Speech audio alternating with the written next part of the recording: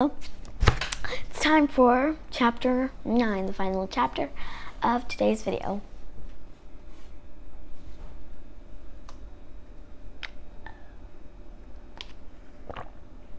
Let's do it.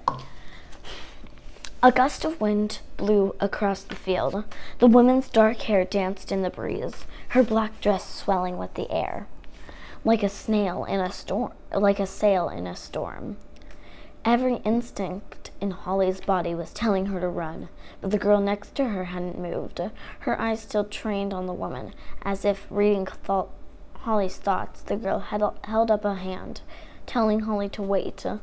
Holly stayed put, peering around the tree to watch with mounting dread what the woman in black would do next. The woman collapsed. She dropped to her knees. Her body shook as if struck by a sudden chill. She clutched the ground, digging her fingernails into the dirt. She curled up in pain, holding her stomach like something had grabbed her by the insides and started to twist. "Now!" The girl pulled Holly up. "Run!" She sprinted back into the forest. Holly followed the girl, who ran quickly but not wildly through the brush.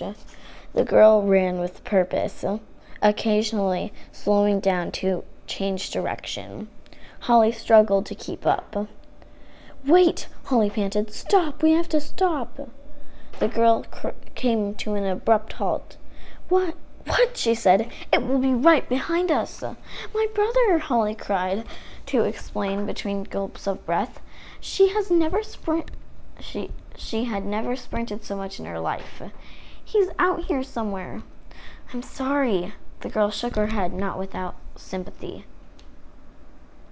"But there's no way we can look for him now. It is right behind us, and it'll be dark soon. We have to—" And then she stopped talking, put her finger to her lips. A howl echoed through the woods. It seemed to come from everywhere at once. It didn't sound searching or mournful like before. This howl was more of a challenge. "I'm coming, I'm coming." The girl turned to Holly. "Out of time." She looked all around and then went over to an old tree with low branches, gnarled and bent like knuckles. "Up here, quick." Holly felt a brief surge of hope for Hector. If this girl hid in trees, then maybe that was the best strategy. Maybe he was still okay. They leapt and began to climb. The girl, with her long limbs, scaled the tree fast, but Holly struggled to get past the lowest hanging branches. The girl reached down and offered Holly a hand, pulling her up. They settled on two neighboring branches, close to the trunk. There was some leaf coverage up there, but not much. Anyone who walked up could see them if they thought to look up. Holly opened her mouth to say so, but the girl stopped her, holding a finger to her lips and shaking her head.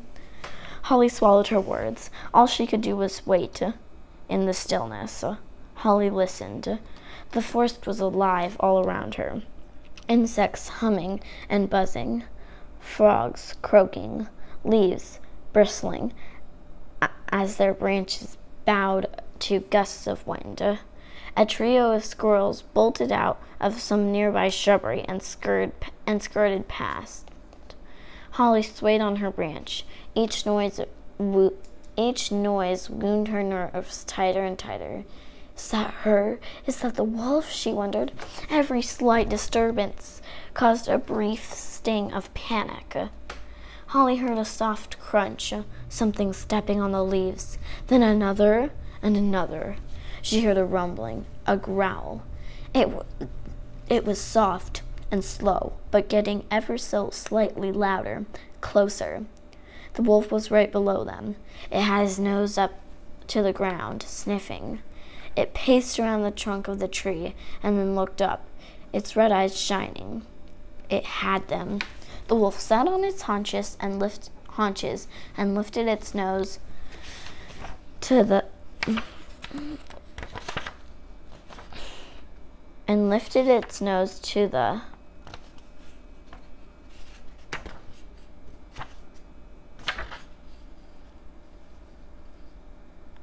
sky. Holly turned to the girl, who just shook her head. There was nothing they could do. Then the wolf stood, Its back straightened, its front legs became arms, its black fur melting, flowing like ink, forming a dress. She was the woman again. The woman circled the tree, gently running her finger across the trunk like she was caressing it, calming it. She stopped and lifted her head. Her face was unnaturally smooth, like all lines and expression had been polished away. She put one hand on a branch, getting ready to climb. Just then another sound echoed through the forest. It was light, happy. It was laughter. Someone was laughing. Holly saw the girl next to her exhale, the tension deflating from her shoulders. The girl closed her eyes as if in thankful prayer. Below, the woman in black dropped her hand, her head snapping toward the sound of the laughter. She turned back on the tree and took a step away. The woman spread her arms and put a foot forward, almost like she was preparing for a dive. Black feathers sprouted from her arms, becoming wings. Her dress flapped and stretched, forming a tail. Feathers grew across her face, covering her chalky chin, and from their center emerged a black beak, thick and pointy with a slight hook at the end. Through it all she shrank, smaller and smaller, until there was nothing human left. She transformed into a raven. The bird beat its wings. It haunted itself, fluttering, rising. Its beak pointed up. It climbed higher past the trees, through the canopy of the forest.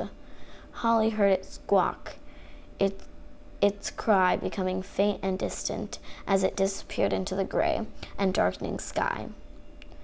"Climb down," the girl said, breaking the silence. "It's safe now." The girl reached the ground first and stood with her hands on her hips, surveying their surroundings. Holly landed with a thump, almost falling over on her bottom. "You all right?" The girl raised an eyebrow. Holly noticed the girl's purple shirt was stained and torn, a yellow number 30 cracked and faded on the front. Her lollipop-colored hair was a wild tangle on her head. "No," Holly finally answered. "No, I'm not all right." Holly fell to her knees. She had been running for who knows how long on nothing but fear and panic and adrenaline, and it was all catching up to her. "Hey, whoa," the girl knelt. "Come on, we can't stop here."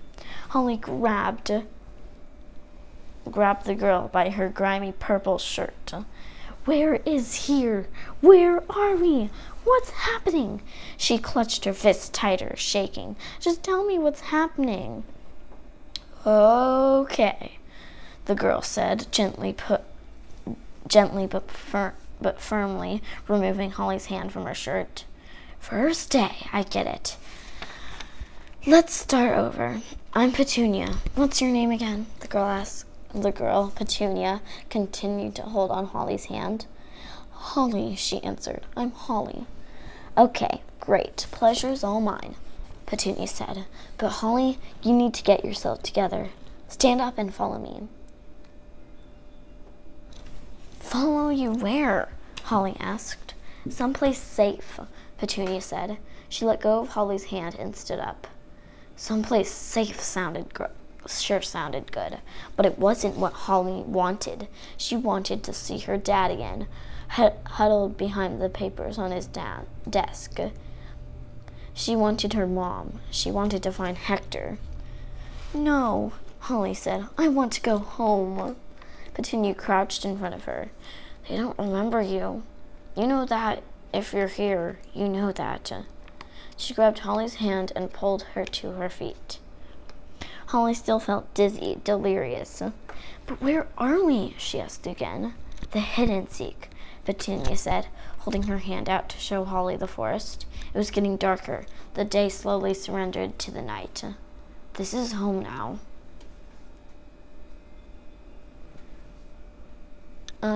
Thanks for watching / listening. I hope you liked it.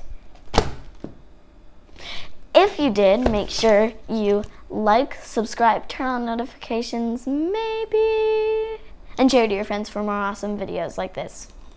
Bye!